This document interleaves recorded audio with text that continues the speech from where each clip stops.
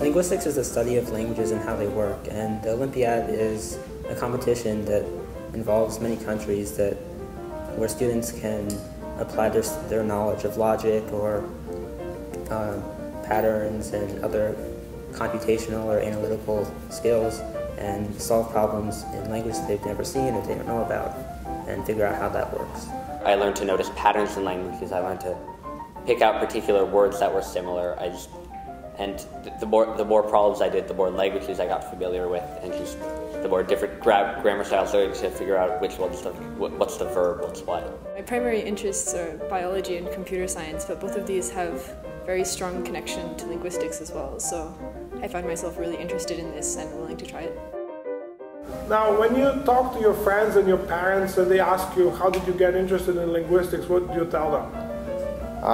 I say it was kind of because of this contest.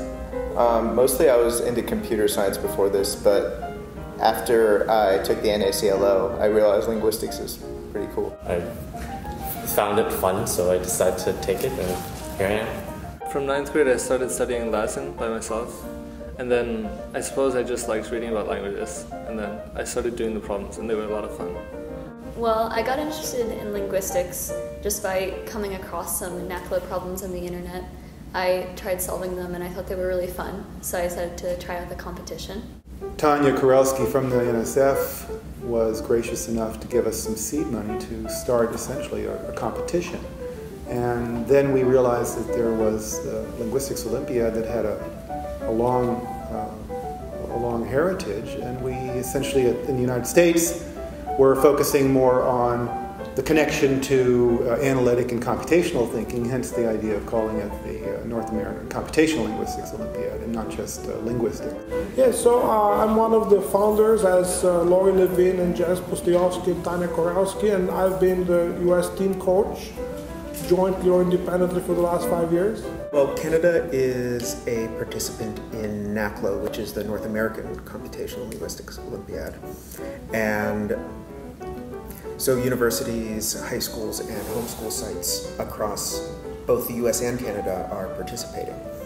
And so the Canadian team is chosen from the top Canadian participants in NACLO each year. Well, first I took the open round, and then I finished well enough in that to qualify for the invitational round. Once I was in the invitational round, I made it into the top 20. So from there I started to do practices and I made it onto the team. I think it was just logical reasoning that got me here. And anything that involves language, where the content of the content is language, is going to require some knowledge of linguistics, not just computer science. And that's what computational linguistics is all about. Last year, I attended the IOL in Stockholm, Sweden, and it was a great experience. First to get to see the city, but also for the first time to get to know so many linguists from other countries. 3 years ago was my first time coming, and so I went to the Olympiad, which was in Bulgaria, which was a really amazing experience for me and kind of opened my eyes to a lot of this stuff. And then the year afterwards, I also made the ILO team, and so I came to Poland for our contest. So yeah, I'm a veteran. I'm actually really proud to have Canada represented at the ILO, because there was never a Canadian team before. It adds more to the pool of countries we have. It seems like it's growing every year, and that roster of flags on the website is becoming longer and longer because more and more countries are participating. It's becoming one of the most popular Olympiads. So. Well, I speak Russian, so I do speak Spanish. I also speak French. It's been many years that I've spoken Mandarin Chinese. I speak Japanese, that's the most recent one I've learned, and also some Portuguese, and I guess the last one would be German. How does it feel to be an 8th grader at this competition with mostly seniors and juniors? I don't really think that age is so much of a difference, as long as you can just sort of talk to the other people and share some interests. Something about our ears and our brains, I think, responds from the fact that sound is being generated by air and by energy. And we're, as humans, we're very sensitive to energy sources because, there could be things out there trying to eat us, or could be friends or whatever. For us, computing is something that permeates across the board, and in language as well. I've been making up languages since I was a kid. The question came to me, and the teacher asked, so could you tell me how to spell osa? And like I had no idea what he was talking about, so I was like, could you define that? And he said, oh, it's a like Bantu language spoken in South Africa. And I went, oh, you mean Xhosa, X-H-O-S-A, Xhosa, and then like everyone broke out laughing. In my room, I have the volumes of Encyclopedia Britannica, and in 2nd or 3rd grade, I would remember moving the chair over to the bookshelf and climbing up to grab the books and start reading about random languages or writing systems. It's a funny story. I grew up in Bulgaria, where the Linguistics Olympiad was very popular, and I went to the nationals there. It was just by a series of accidents that I actually participated in it. And I thought that this was the most fun thing I had ever done in my life, so I decided to study computational linguistics in college and then in graduate school. And on the plane flight over, I noticed there was an in-flight map, and it was in most of your languages. One was Korean. So I kind of looked at it, and I could scroll around, look at different cities. And I began to notice there was like more pattern in this than Chinese, where you need to memorize all the characters.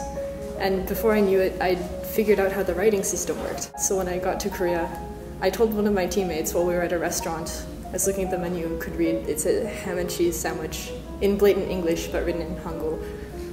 And that was actually how I got interested or was told about NACLO. Well, yeah, they're actually really similar in that you have to sit down for a long time and just think about a few problems, and kind of the defining moment of both the Olympiads is the sense of achievement you get when you solve a problem. So I've been taking Basque at a local university, and I'm the only person in the class because nobody else wants to take it apparently. But I feel as though many of the people who I've talked with and met who have participated in NACLO have had a lot of internet surfing experience, so to speak. So they know a lot about different writing scripts already and linguistic terminology that they haven't formally studied, but they've observed or learned because of their personal interest through really reading Wikipedia. It kind of first started with going to Wikipedia and clicking on other versions of pages in other languages and just kind of seeing that. Because when you talk to people in their first language, you really start opening up to them. They open up to you. You really start getting to know them. We try to strike a balance between traditional linguistics problems, where you have some unknown language typically spoken by a few hundred people in some remote island, decipher that language by giving them a few clues, and also some problems that could be construed as computational. For example, components of a search engine, or some more formal problems including parsing and morphology. The fish story problem is one of my favorite.